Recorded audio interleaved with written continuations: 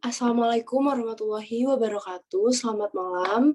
Di sini kami akan mempresentasikan hasil diskusi dari kelompok kami yang bertema karakteristik dari kejahatan. Sebelum memasuki materi lebih lanjut, izinkan kami memperkenalkan identitas kami.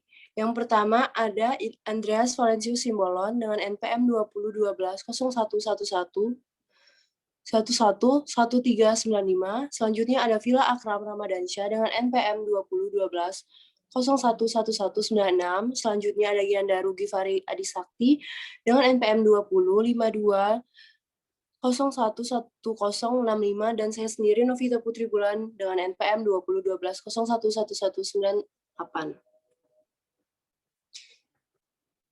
Selanjutnya masuki materi. Adapun pengertian kejahatan menurut KBBI. Yang pertama, perilaku yang bertentangan dengan nilai dan norma yang berlaku yang telah disahkan oleh hukum tertulis atau hukum pidana. Secara etimologis, kejahatan merupakan suatu perbuatan manusia yang mempunyai sifat jahat seperti orang, membunuh, merampok, mencuri, dan sebagainya. Next. Menurut Sutherland, kejahatan adalah perilaku yang dilarang oleh negara karena merugikan masyarakat dan negara. Terhadap hal ini, negara bereaksi dengan hukuman sebagai upaya mencegah dan memberantasnya. Selanjutnya, yang ketiga, kejahatan ialah suatu nama atau cap yang diberikan orang untuk menilai perbuatan-perbuatan tertentu sebagai perbuatan jahat. Dengan demikian, si pelaku disebut sebagai penjahat. Pengertian tersebut bersumber dari dalam nilai, maka ia memiliki pengertian yang sangat relatif, yaitu tergantung pada manusia yang memberikan penilaian. Memiliki pengertian yang sangat relatif, yaitu tergantung pada manusia yang memberikan penilaian tersebut. Jadi, apa yang disebut sebagai kejahatan oleh seseorang belum tentu diakui oleh pihak lain sebagai suatu kejahatan pula. Next akan dilanjutkan dengan rekan saya, Andreas Valencius.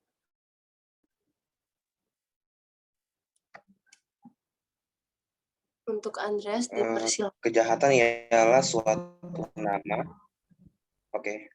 Kejahatan ialah suatu nama atau cap yang diberikan orang untuk menilai perbuatan tertentu sebagai perbuatan jahat.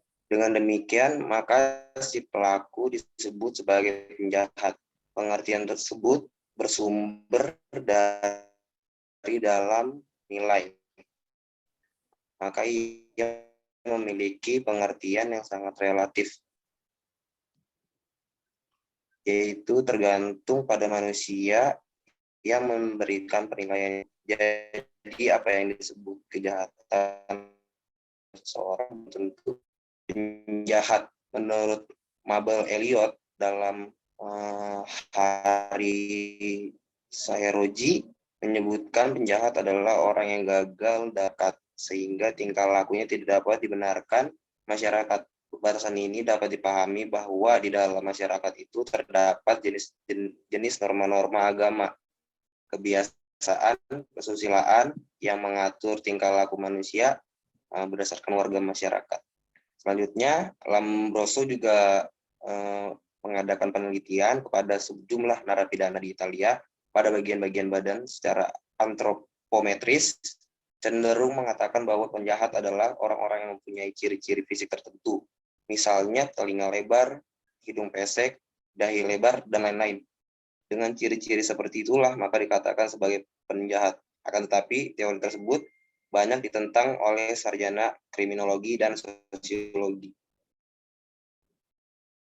7 syarat suatu kejahatan. Jerome Hall, beliau ada beberapa syarat dasar suatu kejahatan, yaitu ada 7. Yang pertama, syarat perbuatan atau tindakan. Kedua, syarat legalitas atau keabsahan. Ketiga, syarat merugikan. Keempat, syarat yang menyebabkan. Kelima, syarat mens rea atau maksud jahat.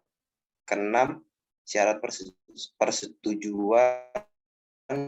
Ketujuh, syarat hukuman.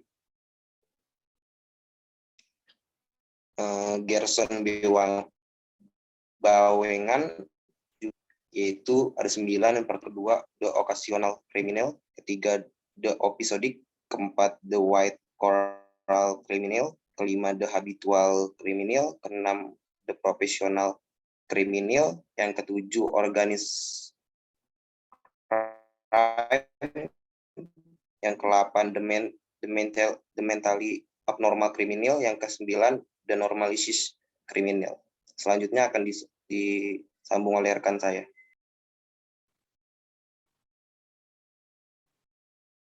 Oke, selanjutnya ada daerah kejahatan.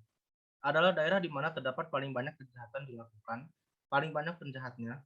Keadaan daerah jauh dengan keramaian dan sangat memungkinkan beroperasi para penjahat. Sementara di dalam daerah itu banyak orang-orang kaya dan terlepas dari keamanan.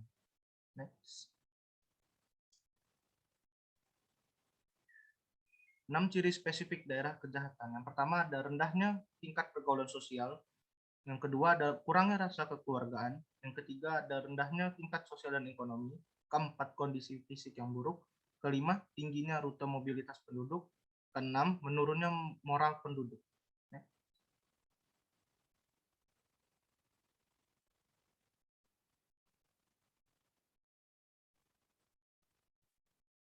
Unsur-unsur kejahatan. Yang pertama ada perbuatan yang menimbulkan kerugian atau harm. Yang kedua, kerugian yang ada telah diatur di dalam KUHP. Yang ketiga, harus ada perubahan kriminal atau criminal act. Yang keempat, harus ada maksud jahat atau criminal intent atau mens area. Selanjutnya ada peluburan antara maksud jahat dan perbuatan jahat. Harus ada perbaruan antara kerugian atau KUHP dengan perbuatan. Dan terakhir harus ada sanksi pidana yang mengancam perbuatan tersebut. Next.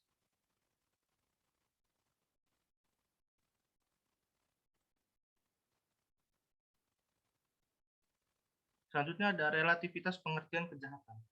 Pengertian kejahatan sangat relatif atau selalu berubah. Baik ditinjau dari sudut pandang hukum atau legal definition of crime maupun ditinjau dari sudut pandang masyarakat atau sociological definition of crime. 1. Isi pasal-pasal dari hukum pidana sering berubah. Kedua, pengertian kejahatan menurut anggapan suatu masyarakat tentu juga selalu berubah. Ketiga, pengertian kejahatan yang sering berbeda dari suatu tempat ke tempat lain, dari suatu daerah dengan daerah lain. Selanjutnya akan dijelaskan oleh teman saya.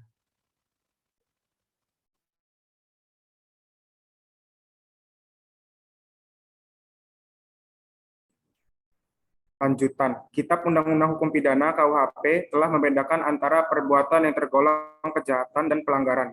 Menurut Gerson Bawengan, kejahatan termasuk delik hukum dan pelanggaran adalah delik undang-undang. Buku KUHP telah diketahui terdiri dari 3 buku, yaitu buku pertama Peraturan Umum, buku kedua Kejahatan, dan buku ketiga Pelanggaran.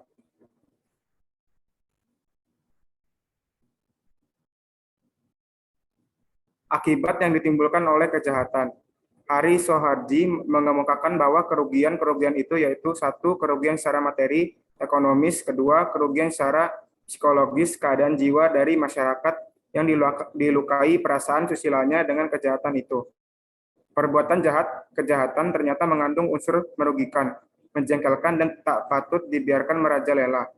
Dilihat dari segi kejahatan itu, ada yang patut dihukum dan ada yang tidak patut dihukum. Tergantung bagaimana perbuatan jahat itu dilakukan.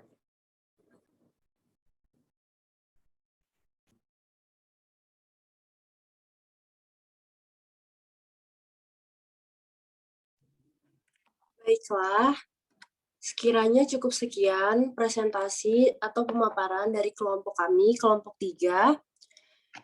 Kami akhiri presentasi ini. Bila ada salah kata, kami mohon maaf. Billahi taufiq wal hidayah. Wassalamualaikum warahmatullahi wabarakatuh.